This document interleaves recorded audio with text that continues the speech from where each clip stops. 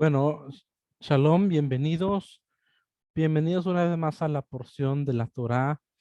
Esta ocasión tenemos la Parashá Jucat, que quiere decir decreto, y que la encontramos en el libro de Bemidbar o el libro de los Números, capítulo 19, capítulo 20, hasta el capítulo 22, verso 1. Esta ocasión vamos a estar viendo la Parashá aquí en la página de Facebook de Estudiantes de la Torá Internacional y en mi Facebook particular, y también vamos a tenerla disponible al terminar, o vamos a ver si podemos ahorita a la par ir grabando para que se suba también en nuestro canal Estudiantes de la Torá Internacional. Eh, bueno, esta ocasión vamos a tener a Parashá aquí transmitiéndola de esta manera porque este Shabbat no va a ser posible abrir nuestro BET, que es nuestra casa de estudio, nuestro centro de estudios, por asuntos de cuestiones personales. Pues el BET va a tener que permanecer cerrado, la congregación ya está enterada, nuestros amigos que toman estos temas de forma presencial ya lo saben, a los cuales agradecemos mucho su comprensión eh, y el que estén tomando la clase en esta modalidad. Entonces vamos a ver nosotros hoy qué es un jucat. ¿Y por qué se traduce como decretos? Cuando nosotros queremos poner una palabra en el plural, por ejemplo, queremos decir decretos en hebreo, diríamos jukatim. Agregaríamos la última expresión para poder expresar que hablamos en un plural. Permítame un segundo porque de pronto aquí como que se traba la señal. Ok. Entonces, el tema principal de esta parashá, porque son varios temas, pero el tema principal del que vamos a hablar nosotros es el para Adumá. Para Adumá es lo que en el hebreo al español se traduce como la vaca roja, o también se le conoce como la vaca alazana. Entonces vamos a ver ese tema que es bien importante y que es bien difícil de entender porque es uno de los puntos de la Torah más difíciles de entender, de encontrarle un sentido, de encontrarle una aplicación. Esta parasha de Jucat pues tiene este tema de la paradumá, también tiene el tema de la muerte de Miriam y la muerte de Aarón. Cuando a Miriam murió en el desierto de Sin y cuando Aarón murió en el monte Or. Pero la cuestión principal es tratar de entender un poco la paradumá, la vaca la sana. Es por ser la parashá que se llama Jucat, decretos, generalmente en un concepto religioso, decretar significa ordenar algo, expresar que se haga algo, determinar que se haga algo. Pero lo importante de entender es que el decreto no es cuestionable, no es revocable y a veces no es entendible. Por eso, dentro de los jucat o los jucatim, entra el tema de la para aduma. Un tema que no se sabe exactamente por qué está ahí, por qué Hashem lo pide, por qué Dios lo demanda de Israel, pero se tiene que hacer, porque a fin de cuentas es parte de las mitzvah, ¿sí? De los mandamientos. Sabemos que hay 613 mandamientos aproximadamente y el tema de la paradumá o la vaca la sana es uno de esos temas. Y no entendemos exactamente por qué se hace, cuál es la finalidad, cuál es el propósito. Nadie ha podido entender a plenitud y exactitud ese tema, pero se hacía porque era una cuestión de obediencia. Entonces, los jucatim no se, no se cuestionan, simplemente se tenían que hacer, se tenían que llevar a cabo. Muy bien, vamos a ver aquí. La vaca roja o paraduma era uno de los elementos esenciales de purificación en el templo sagrado o en el Beit HaMikdash. Este animal es extremadamente raro. Vamos a ver por qué. Porque el raro tiene que ser completamente rojo. Incluso sus pelos, sus vellos, por completo tiene que ser rojo, sin excepción. Y no puede haber trabajado en toda su vida. Cuando una vaca como esta era encontrada, era sacrificada en un lugar cercano al templo y sus cenizas eran mezcladas en agua y otros ingredientes eran usados para purificar a las personas que se quedaran ritualmente impuras por haber tenido contacto con algún cadáver o similares. Aquella persona que era salpicada por el método, la metodología de la aspersión por esta agua, tendría que pasar por todo un proceso de purificación y al término del séptimo día, después de 7 días de haber comenzado el proceso de purificación, estaba totalmente purificada la persona. O sea, que en resumidas palabras, la paraduma, la vaca roja o el sacrificio de la vaca roja, lo que tenía como propósito era purificar lo que se tenía como impuro, es decir, perfeccionar lo que se encontraba en cierto momento como imperfecto, ¿ok? Ahora vamos a ver qué nos dice la Mishnah acerca de este tema, porque aunque es un mandamiento de la Torah, no se llevaba a cabo todos los años. Como lo acabo de decir, tenía que ser una vaca completamente roja, no podía tener ni un pelito blanco, ni un pelito negro. Tenía que ser totalmente roja y nunca había tenido que ser una vaca trabajada, una vaca sobre la cual se hubiera puesto carga. La Mishnah enseña que solo 9 novillas rojas han sido preparadas en la historia. Y nos dice así, dice, Moshe preparó la primera vaca lazana, Ezra preparó la segunda. Los sabios dicen que había 7 más desde Ezra en adelante. ¿Quién los preparó? Dice Shimon el Tzadik y Johanan el sumo sacerdote prepararon 2 cada una. Elioheinai ben Akov, Hananel Hamitzri, Ismael ben Piavi prepararon cada uno una. Eso está escrito dentro de la Mishnah, que la Mishnah es una parte del Talmud.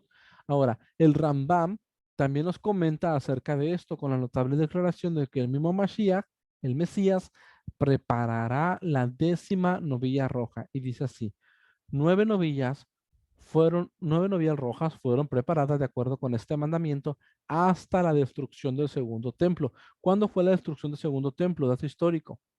El año 70 de la era común. Dice, Moshe, nuestro maestro, preparó la primera, Ezra preparó la segunda, eran 7 entre Ezra y la destrucción del templo. La 10ª será preparada por el rey Mesías que se revele pronto. Amén, que sea su voluntad. Shine Torah y el Jot Paradumá 3:4. Es la cita donde se extrae esta información dentro de la literatura judía. O sea que hay una discusión rabínica que si eran 7 o que si eran 9.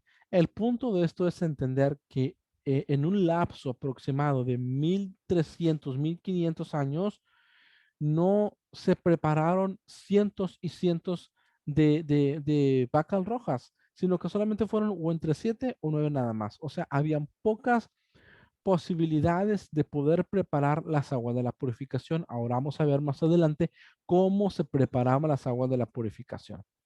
El precepto de la vaca roja se encuentra en la categoría de Jukim, ¿sí? Dijimos que Jukim era el plural de decretos, o sea, las leyes que no somos capaces de entender. Existen preceptos que cumpliríamos de cualquier manera porque sean básicas de la civilización humana, ¿sí? Por ejemplo, no robarás, no matarás, honra a tu padre y a tu madre. Son mandamientos o mitzvah que pueden ser razonables y los podemos entender, los podemos digerir mentalmente, psicológicamente y encontrarle una razón y un porqué de hacerlo. Pero otros no los cumpliríamos solos porque ocuparíamos la asistencia de alguien más. Por ejemplo, ocupamos de un Moel para hacer el Brit Milá, que es la circuncisión. ¿Qué es un Moel? Pues es una persona especializada en hacer el corte de la circuncisión. Es un mandamiento que no se puede hacer por sí solo, sino que se requiere de la asistencia de alguien más. Pero dice, somos capaces de entender un poquito de su inmenso significado. Sin embargo, el tema de la vaca roja está además más allá de nuestra capacidad de comprensión. Lo que les comentaba hace unos momentos, no es fácil entender el tema de la vaca roja, porque todo el tema de la vaca roja, como se lo dije en unos segundos, para no extenderme tanto, se relaciona con hacer limpio o hacer puro o perfeccionar lo que está impuro, lo que está sucio, lo que está contaminado o en cierto momento se encuentra en un estado de imperfección. Entonces, como estos dos conceptos de limpio, sucio, puro, impuro se manejan constantemente aquí en este tema de esta parasha, de la vaca alazana, vamos a ver qué son estos conceptos en el hebreo, porque si nosotros no vamos al hebreo, no vamos a entender absolutamente nada de lo que esto se trata. Entender el tema de la paraduma en un pensamiento griego o en un pensamiento occidental moderno no nos va a llevar absolutamente a nada. Entonces vamos a ver qué es limpio y qué es impuro en los conceptos bíblicos. Tahor es la palabra que se traduce como limpio. Esto lo que significaba literalmente era que las puertas del templo, las del templo, el Beth Hamidash, el santuario de Jerusalén, estaban abiertas, completamente abiertas, dándonos la oportunidad de que Hashem se manifiesta a sí mismo cuando nosotros estamos limpios y tenemos nuestras ropas resplandecientes. Esto es vivir en total y extrema santidad. Y es un dato que quiero agregar, que cuando se llevaba a cabo el sacrificio de la paraduma, las puertas del templo y sus cortinas se abrían por completo. Se tenían que abrir por completo porque estaba llevándose a cabo el ritual de la purificación. Y ahorita vamos a ver cómo se va a cabo el ritual de la purificación. Entonces tenemos que avanzar porque esto es bastante extenso, ¿sí? Ahora, el otro estado, la contraparte de Tahor, es Tamé. Tamé quiere decir impuro. Es todo lo contrario de Tahor. Es quien no está en el camino correcto, quien no vive en total y extrema santidad. ¿Cómo sabemos que una persona no está en total y extrema santidad? Porque está en rebelión a la Torah. Una persona que no guarda los mandamientos, que no guarda los preceptos de Dios, entonces no puede decir ni presumir que su vida está en la Kedusha o en la santidad. Porque para tener la santidad se requiere totalmente estar en un estado de obediencia a la Torah. Esta persona tiene las puertas del templo completamente cerradas. El Eterno no está accesible a lo que es imperfecto. Se tiene que nacer otra vez, nacer de nuevo. De aquí viene el concepto que aplicaba Yeshua a Nicodemo, que les decía, tienes que volver a nacer, tienes que andar en los caminos de la santidad y de la justicia, tienes que renovarte, transformarse en Tahor. Tienes que hacerte limpio y para eso, para convertirse en un estado de Tahor, se necesita el sacrificio de la para Aduma. Ahora, tocando este tema de la impureza, muchos creen que la palabra impura significa algo que estaba completamente dañado, completamente imperfecto o completamente inservible. No. También lo que quiere decir que es algo que está en el momento descalificado temporalmente para el servicio de Hashem y para permanecer en la presencia de Hashem. Por eso en la Torah está escrito que cuando una persona estaba en estado de tamé o en estado de impureza ritual, si tocaba alguna vasija, la vasija también se volvía tamé, se volvía impura. Quiere decir que tanto esa persona como la vasija que había tocado no podían hacer acto de presencia en el Beth Amidash, en el santuario de Dios. ¿Por qué no podían hacer acto de presencia? Porque tenían que estar en un estado de pureza, porque el templo posee un grado de santidad y de pureza. Si usted va a Jerusalén y quiere acercarse al Kotel Maraví, que el Kotel Maraví es el muro de los lamentos, usted le van a decir dos cosas importantes. Número uno, tiene que ponerse en su cabeza un kippah, que es un acto de reverencia, y que la kippah es un símbolo de diferencia que por encima del intelecto del hombre está la sabiduría de Hashem. Y la kippah hace una diferencia entre lo divino y entre lo humano, entre la jochma divina, la sabiduría divina y la sabiduría de los hombres. Es como colocar una diferencia. Además de ponerse una kippah o cubrirse la cabeza, también se le va a pedir que sus manos hagan una práctica que se llama Netzilat Yadim, el lavado de las manos, porque usted va a tocar las piedras que formaban parte del cercado del santuario, en los cuales descansaba la Shejinah, que es la gloria divina, la gloria de Dios. Entonces, como había tanta santidad en el templo, no pude llevarse una vasija que estaba impura o no pude acercarse a una persona que se encontraba en un estado de impureza. Se necesitaba estar en estado de tajor, de limpio. Entonces, ahora vamos a ver en esta parasha qué es lo que causa que una persona pueda estar en estado de tamé.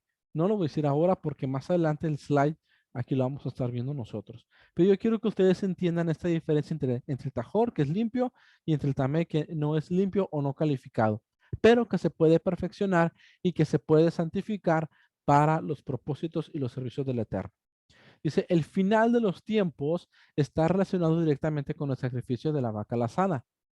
Esto es porque toda la clase sacerdotal levita que puede ser identificada ahorita en nuestros tiempos está en un estado de tamé. El mundo entero, puedo decirlo abiertamente y no me puede desmentir cualquier persona, maestro de Torah, rabino que me escuche o estudiante que esté en niveles avanzados son de Kabbalah, puede saber que el mundo entero se encuentra en un estado de tamé, en un estado de impureza. Yo quisiera que ahorita levantara la mano una persona, la persona que le ha fallecido un ser querido. Ahora levanten la mano la persona que por cosas del destino ha tenido que tocar un cadáver. Generalmente todos. Entonces, el haber estado o el haber visitado ¿cómo se llama? Un sepulcro, haber pisado un sepulcro, todo eso a nosotros nos otorga el estado de tamé, el estado de imperfección, el estado de que si hubiese un santuario en Jerusalén, nosotros no lo podemos pisar porque estamos en un estado de imperfección. Ahora vamos a ver cómo se soluciona este asunto más adelante. El sacrificio de la vaca roja es lo que hace posible la pureza ritual. ¿Por qué? Porque las cenizas de la vaca roja, porque la vaca roja tenía que ser sacrificada, se le extraía un poco de la sangre, pero se quemaba por completo, se tenía que convertir cenizas, todo, la carne, los tejidos, la sangre, el estiércol, los huesos, todo tenía que convertirse en cenizas y después tenía que, eh, ¿cómo se puede decir la palabra? Tenía que hacerse completamente polvo, se tenía que calcinar a un punto que se tenía que hacer totalmente polvo la vaca asana y esas cenizas se ponían sobre un agua y sobre otros elementos y se hacía todo un ritual con un agua y esa agua se aspersaba o se colocaba sobre las personas que estaban en estado de tamé, entonces las purificaba. Es por ello que la siguiente vaca roja tiene que aparecer en el mismo nivel de tiempo de la reconstrucción del templo de Jerusalén. Con la reconstrucción del templo de Jerusalén tiene que aparecer una vaca roja en Israel. Y para noticias ya han aparecido varias vacas rojas. Algunas han quedado descalificadas por un cabello blanco, un cabello, etcétera, porque a alguien se le ocurrió ponerle carga encima, etcétera. Han sido descalificadas, pero ya han estado apareciendo últimamente vacas rojas en Jerusalén, lo cual puede reactivar el servicio de los levitas, pero como ustedes saben, va a ser a la par de la construcción del tercer pronto, que quiera Hashem que sea nuestros días y que lo podamos ver. Entonces, la vaca lazana es el siguiente evento en la profecía bíblica.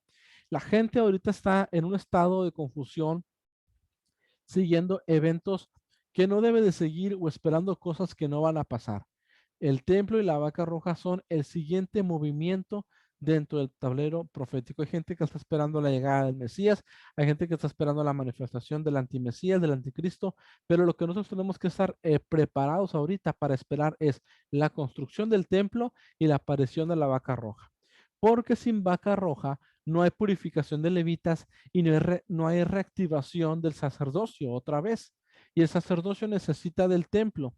Y sin templo y sin sacerdotes no puede haber antimesías o anticristo, porque el anticristo tiene que profanar el servicio de la adoración del templo. Entonces tengan mucho cuidado, hay que saber determinar en qué punto de la profecía nos encontramos nosotros.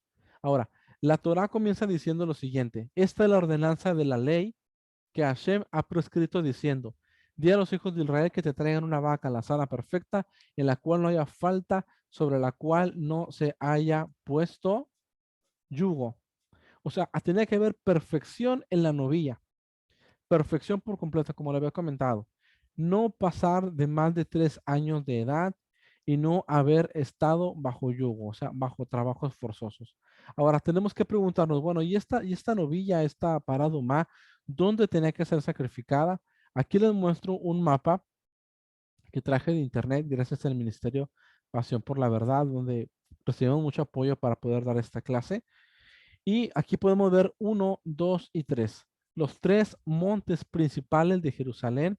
El número 1 es el Monte de los Olivos.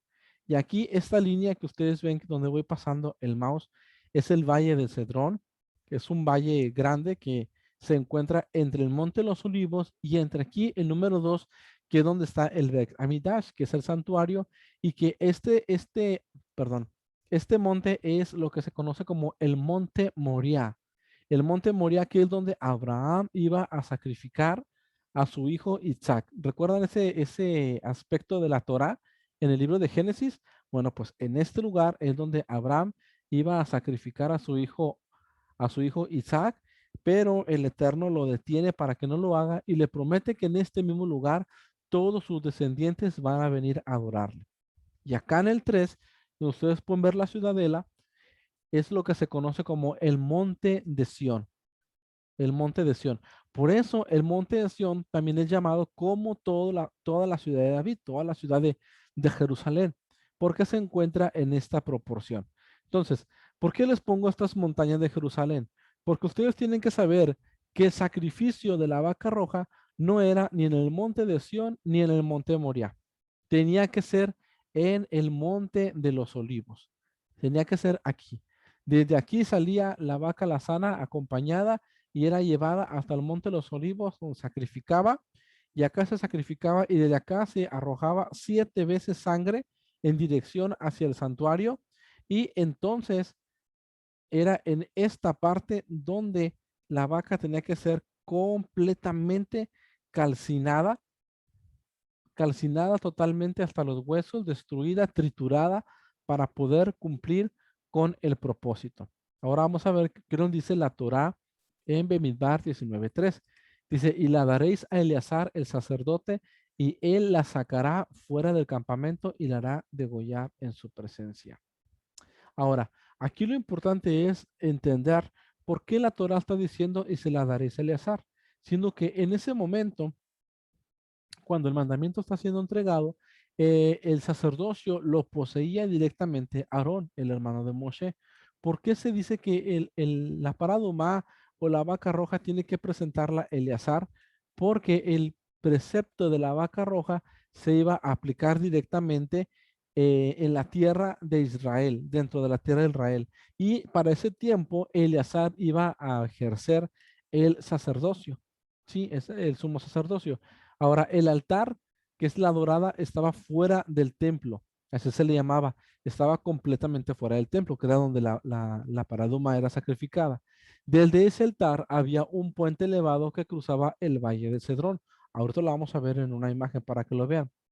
Ese altar estaba alineado con el arca, o sea, estaba colocado el monte de los olivos, donde estaba la dorada, que era el altar donde se iba a sacrificar la paraduma y estaba alineada por completo con el arca de la alianza que estaba en el lugar santísimo que se encontraba dentro del templo.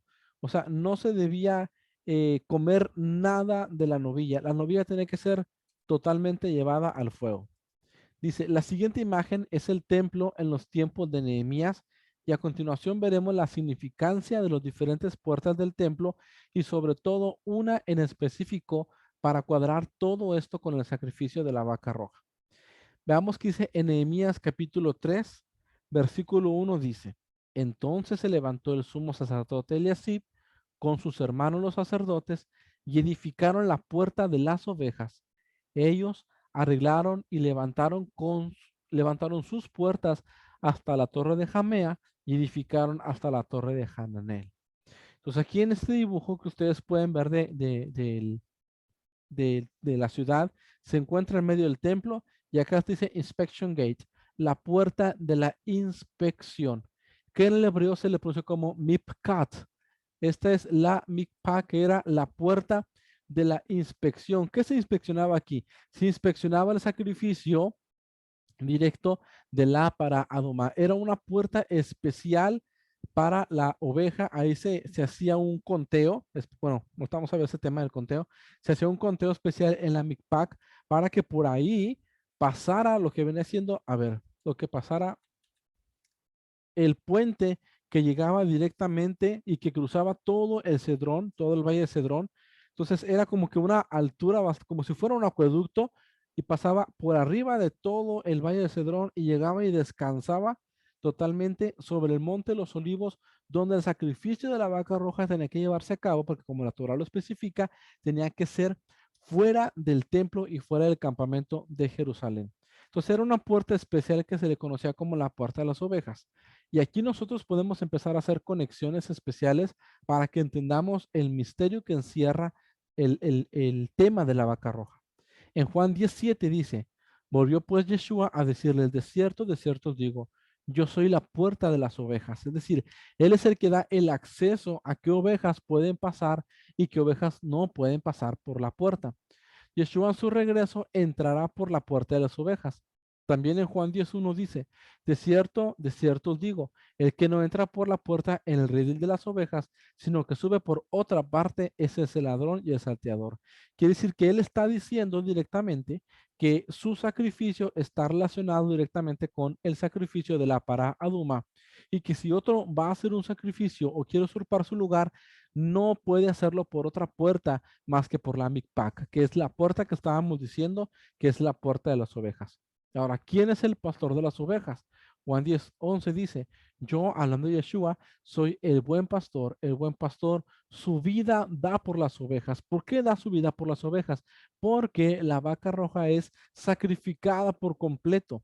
Es completamente molida, es completamente destruida, es completamente llevada a un sufrimiento total y su cuerpo es exterminado. Ahora vamos a descubrir a continuación algo que es muy, muy importante.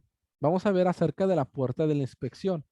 Dice, la palabra del Eterno es para revelar el pecado y para invitarnos al arrepentimiento, porque este tema es para que nosotros hagamos conciencia de cómo el Eterno en su sabiduría colocó este mandamiento de la paraduma que por mucho tiempo no se entendió, pero que era necesario el sacrificio de Yeshua para que nosotros pudiéramos entender la razón por la cual el mandamiento estaba ahí y la razón por la cual no se podía hacer a cada instante o a cada año.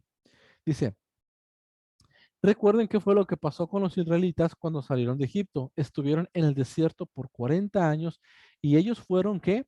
Inspeccionados por todos los sitios por los que pasaron hasta el final. En el río Yardén o río Jordán, muchos no pudieron entrar por la puerta final, no calificaron. La imperfección y el pecado los excluyó del pueblo. Nosotros también vamos a ser inspeccionados. Por eso la puerta de las ovejas se conoce como la puerta también de la inspección o del conteo. Y esto lo veremos más adelante. Veamos en la imagen más arriba de la ubicación de la puerta de inspección y vamos a ver este dato importante. La palabra Mikpat viene del Strong. Ustedes lo pueden ver si tienen un Strong en PDF o un Strong libro en su casa. Busquen la nomenclatura H 4662 y dice, bien, esto nos lleva a la raíz de la palabra pakat, que es también del Strong 6485. La palabra pakat significa el contar. O sea que la puerta mikpat está relacionada con un conteo, como si fuera un censo. Es decir, una cita, un mandato, un lugar designado.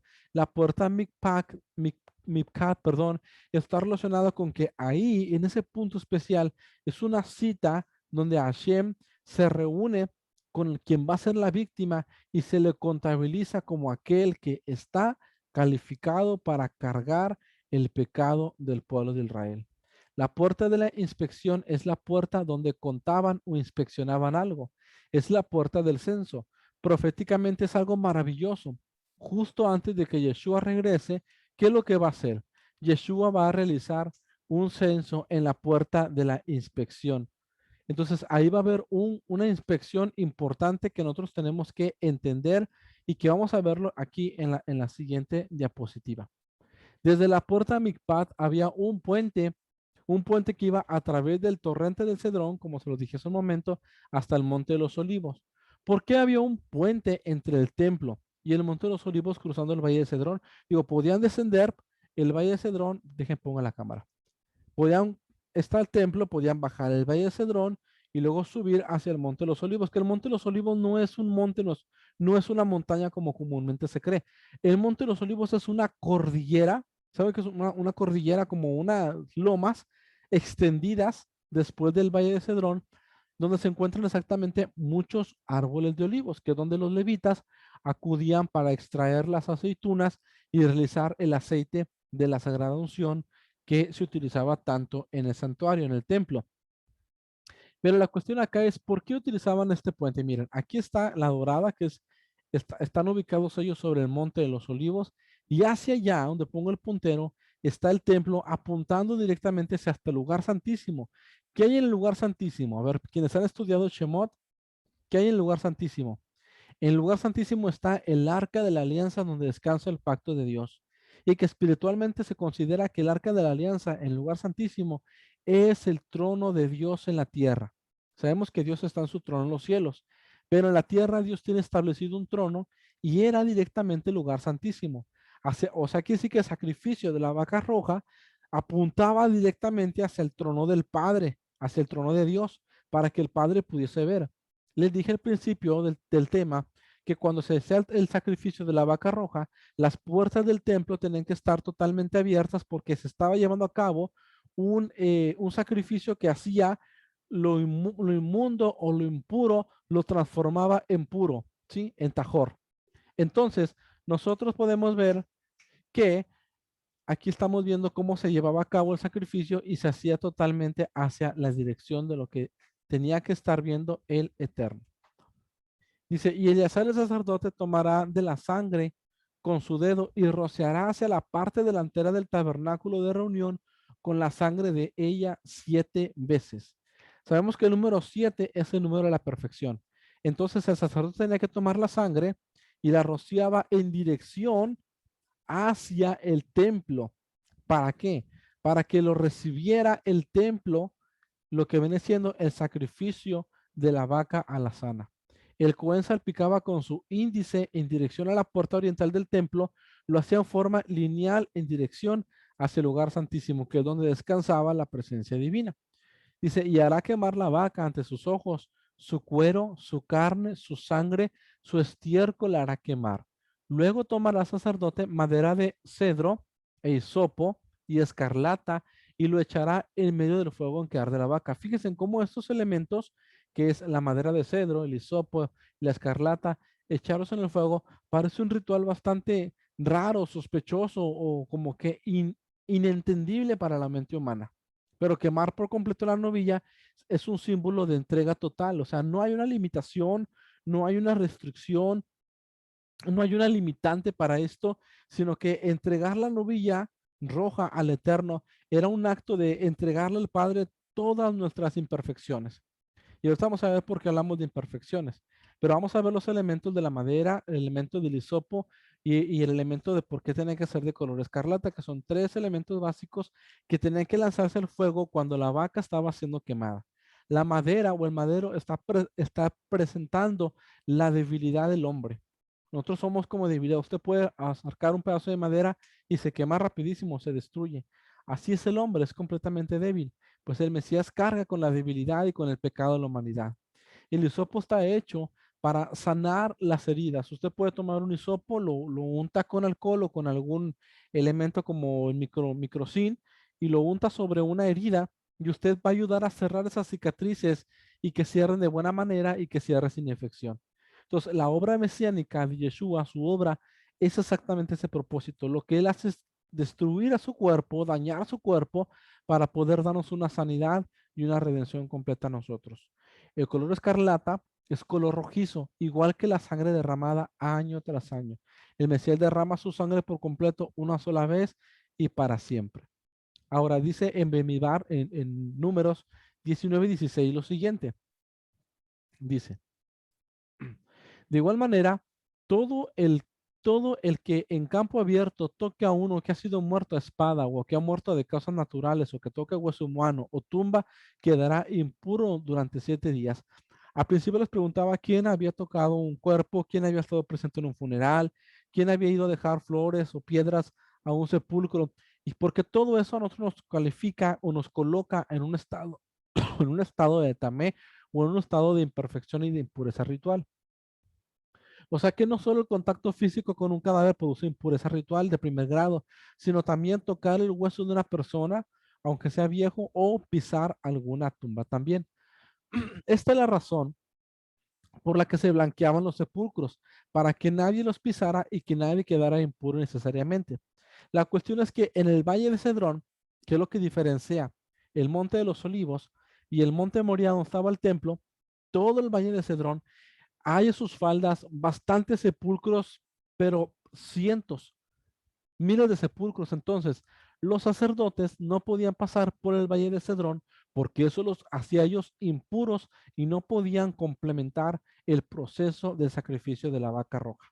Por eso colocaron del mikpat, que es la puerta de la puerta del chequeo, la puerta de la revisión, la puerta del censo, hacia el Monte de los Olivos, habían mandado construir un puente elevado que cruzara por encima de todo el panteón y que ellos no pudieran tocar los sepulcros, las tumbas. Entonces, ellos habían mandado que esos sepulcros se blanquearan por completo, se cubrieran de cal, para que la gente los pudiera visualizar desde lejos y la gente no tocara los sepulcros y no entrara en un estado de impureza. Este tipo de impureza ritual no es eliminada, al menos que uno pase por una semana de purificación especial y necesita las aguas de las cenizas de la vaca roja. En el tercer y en el séptimo día con el agua purificadora. En el séptimo día hay que sumergirse dentro de una mikveh, que es como un bautismo o un ritual de purificación, y así uno se vuelve puro al caer la tarde. Entonces, por eso es que Yeshua, cuando habla con un grupo de fariseos, le dice, ustedes son como sepulcros blanqueados. ¿Por qué? Porque los sepulcros blanqueados del Valle de Cedrón se miraban muy hermosos y se miraban muy lindos desde lejos y eran completamente identificables, pero a final de cuentas el sepulcro, que era lo que tenía, pues tenía inmundicia, tenía huesos, tenía restos humanos. Entonces, esa es la razón por la cual los sepulcros tenían que blanquearse por completo. Ahora, ¿recuerdan lo que pasó en la noche antes de que Yeshua muriera? Lo llevaron al Sanedrín, pero ¿por dónde pasó Yeshua antes de verse con el Sanedrín? Antes de llegar al Calvario pasó por la puerta del Mikcat, que es la puerta del conteo, donde él es declarado como la novilla roja especial y calificada para el sacrificio de la para Aduma. ¿Sabías que la vaca roja tenía que ser adquirida con dinero de la tesorería del templo? O sea, independientemente de quién fuera a proporcionar la vaca roja, tenía que ser comprada con dinero del templo. Este sacrificio no era un diezmo para una ofrenda. Este sacrificio de la vaca roja era comprado por la tesorería del templo. El Sanedrín compró a Yeshua por 30 piezas de plata procedentes de la tesorería del templo. ¿Ese dinero quién lo cobró? Judas Iscariote. O sea, vamos a ver, estamos viendo conexiones de la paraduma con Yeshua. ¿Por qué era roja y por qué no era blanca? Mira, habiendo tantas vacas blancas en Israel, ¿por qué tenía que ser una vaca roja? Tenemos que entender nosotros el significado de las cosas desde la perspectiva bíblica. En las Sagradas Escrituras, el color blanco está relacionado con la pureza. El blanco siempre va a ser pureza, con la verdad y con la vida. Sin embargo, el color negro siempre está relacionado con la muerte y con la tragedia, pero el color rojo, el carmesí o el bermejo siempre va a estar relacionado con el pecado. Por eso el profeta Isaías dice, aunque vuestros pecados sean rojos como el carmesí, seréis emblanquecidos como la blanca lana. Si nosotros no entendemos los conceptos hebreos que se movían en el pueblo de Israel, nunca vamos a entender por qué el Eterno dice que el pecado es rojo y por qué quiere decir que las almas de los justos son blancas. Y por qué en el libro de Revelaciones o de Apocalipsis a los justos dice, y se les dieron vestiduras blancas y se les dijo que esperasen un poco tiempo de más. El blanco es la pureza, el blanco es la santidad, el negro es la muerte, el negro es la imperfección, pero el rojo es un símbolo del pecado y de la transgresión de la ley de Dios. Ahora, si Jesús o Yeshua no tiene manchas y no tiene pecado, entonces Él es blanco en la presencia del Eterno.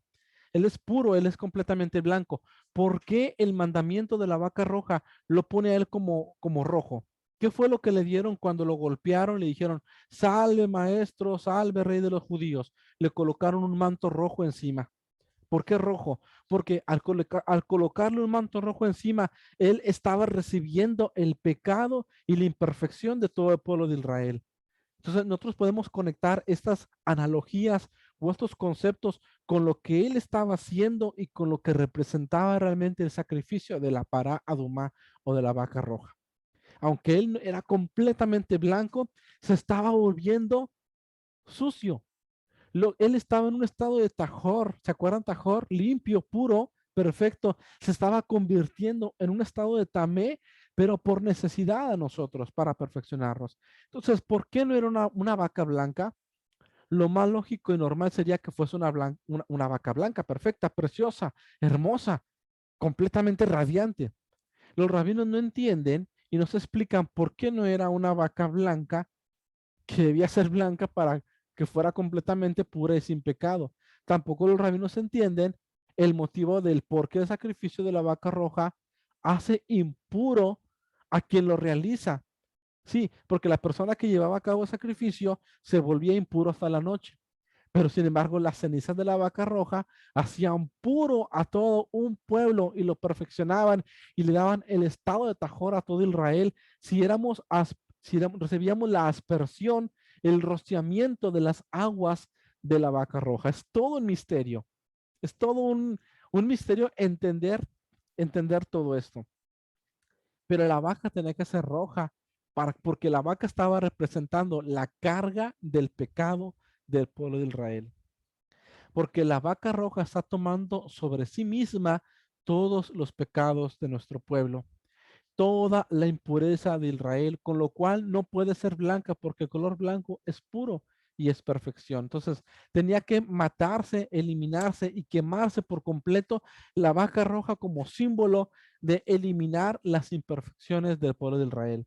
No se quema algo que es puro y que es perfecto, pero que realmente es perfecto. Es una vaca perfecta, pero perfectamente roja y que está representando el pecado y que está representando la imperfección.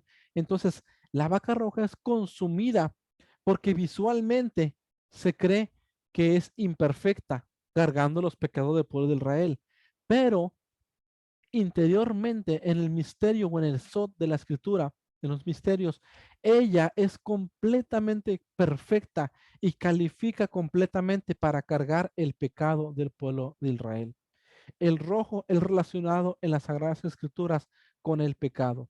Entonces podemos ver aquí que se está quemando el pecado fuera del templo. El pecado se quema fuera del templo y se extermina fuera del templo. La vaca roja era entregada al Cohen Agadol, que es el sumo sacerdote, perdón, para que la examinara antes del sacrificio. La miraba que fuera completamente roja, que calificara con ese asunto, con esa temática.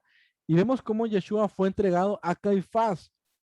Caifás era el sumo sacerdote en turno cuando Yeshua estaba siendo entregado para la muerte en aquel día de Pesaj. Entonces veamos estas conexiones. ¿Por qué Yeshua fue entregado para su examinación? ¿Por qué fue entregado a la medianoche? Porque ese era el requisito para la calificación de la vaca roja antes del sacrificio. No se puede sacrificar una parada humana si primeramente el sumo sacerdote no la ha aprobado y calificado como apta para ese sacrificio. Ellos llevaban a la vaca roja fuera de la ciudad. ¿Por dónde? Por Amicad. La cruzaban por todo el valle de Cedrón, por arriba, por el puente, y la llevaban directamente al monte de los olivos para que fuera sacrificada. Y vemos este cumplimiento en Yeshua, que fue llevado él también desde el templo donde estaba Caifás y fue llevado por la Amicpá, por la puerta de las ovejas, por la puerta del conteo, y fue llevado directamente hacia el monte de los olivos para ser también sacrificado. También la Torá no indica que no se requiere ninguna certificación de sacerdote para quemar y sacrificar la vaca roja. Bueno, el sacrificio lo hacía el sacerdote y con el dedo hacía hacia el templo. Pero el proceso de quemar la vaca y de purificarla no era necesario que le hiciera un levita. Podía ser cualquier persona, decía, y un hombre vendrá y quemará la vaca roja, etcétera, y todo el asunto. ¿Qué nos quiere decir esto? Que cualquier persona podía llevar a cabo la trituración o la cremación, la palabra correcta, la cremación de la vaca roja. ¿Quiénes llevaron a Yeshua hasta su último suspiro, hasta su último aliento? No fueron los sacerdotes, no fueron los levitas, fueron los romanos. Ellos ejecutaron hasta el final, hasta lo último, el sacrificio de Yeshua. Quiere decir que ellos calificaban totalmente según el precepto de la paraduma para poder sacrificar esa vaca a la sana, que la cual venía haciendo en ese tiempo, en ese año, Yeshua. Ahora vamos a ver. Dice, se debía rociar la sangre hacia el frente del templo 7 veces. Y eso es algo que no es ninguna casualidad. ¿Por qué 7 veces? Porque no 3, 2, 5, 4, 6, etcétera. Todo en la escritura tiene un porqué, recuerden amigos. El por qué es que tipifica esto que rociaba una vez. Cada rociada era por cada día de la semana. Yom Rishon, Yom Sheni, Yom Shlishi. Cada día de la semana, acabo de mencionar, lo que dije fue domingo, lunes, martes, ¿sí? Cada día que se hacía, cada rociar era por cada día de la semana y por cada uno de los milenios de la creación también. El velo del templo tenía que estar completamente abierto durante el sacrificio para que éste fuera validado y que se pudiese vislumbrar hacia lo profundo del lugar santísimo. Cuando Yeshua fue sacrificado, el velo se rasgó de manera sobrenatural de arriba hacia abajo, permitiéndole a Caifás, el sumo sacerdote, que pudiera ver hacia adentro del templo y pudiera validar así el sacrificio de Yeshua. Y aquí les pongo una ilustración. Ilustremos que aquí está el monte de los olivos y que acá está el monte Moriah o está el templo. Se rociaba la sangre hacia acá y se cruzaba todo el valle de Cedrón y se podía mirar el velo del templo que estaba completamente rasgado como una señal de que además de estarse llevando el sacrificio del Pesaj, también estaba llevándose a cabo el sacrificio de la vaca alazana. ¿Sí? Entonces aquí lo vemos nosotros. ¿Por qué Yeshua cuando regresa por segunda vez tiene que poner sus pies en el monte de los olivos? Más allá de lo que dice en el libro de Zacarías, dice, en aquel día pondrá sus pies sobre el monte de los olivos y el monte de los olivos se partirá en dos. Más de la profecía tenemos que entender esto. Eso tiene un significado y no solo porque es el lugar donde él murió, sino porque es el Golgolet. Golgolet o el Gólgota es el lugar del conteo, el lugar del Mikkat. ¿Se acuerdan? El lugar del censo. Es la entrada a la ciudad, como vimos anteriormente. Recuerden estas palabras de Yeshua, amigos, en Juan 14:6. Yo soy el camino. Yo soy el camino. Y lo dijo en hebreo. Ani Haderech. Ani Haderech. Yo soy el camino, pero ¿el camino a qué? ¿El camino a dónde? Es el camino hacia el Padre. Recuerden que había un camino desde el Monte de los Olivos, donde él fue crucificado, donde la vaca alazana era sacrificada, hacia el templo, que es el trono del Padre. Hay un camino que es el que atraviesa el valle de Cedrón. Yeshua dice, yo soy el camino. Actualmente no existe ya ese camino físico para poder cruzar desde el Monte de los Olivos hacia el templo, que es el trono del Padre. No hay un camino de piedra, ese puente de Cedrón no hay. Pero Yeshua dice, Ani Haderech, yo soy el camino para ir al Padre. Es decir, a través de Yeshua es como conseguimos la salvación eterna. Para los judíos de la época en la que murió Yeshua, el Padre estaba sentado en un lugar santísimo en su trono de gloria dentro del templo. Entonces, cuando nosotros nos afiliamos y creemos en Yeshua, Él se está convirtiendo directamente en el puente y en el camino que nos conduce directamente hacia el Padre. ¿Sí? Quiere decir que cuando Yeshua venga, él no va a juzgar a cada uno de nosotros por traer una kipá o por traer un sombrero, como muchos en la casa de Judá se ponen, o por los títulos, porque yo soy maestro, porque yo soy rabí.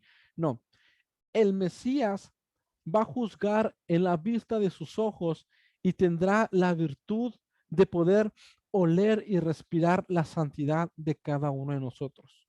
Él decidirá quién puede entrar y quién no puede entrar a Jerusalén con él. Recuerden que según las profecías, el Mesías tiene que entrar a Jerusalén y tiene que entrar por la puerta dorada, tiene que entrar por la puerta que conduce directamente a la puerta oriental del templo, porque él es la gloria de Israel, la gloria del Dios de Israel, y él tiene que entrar directamente hasta el templo, porque el templo va a ser su trono en la tierra. Entonces, todo el sacrificio de la parada está relacionado directamente con la obra de Yeshua.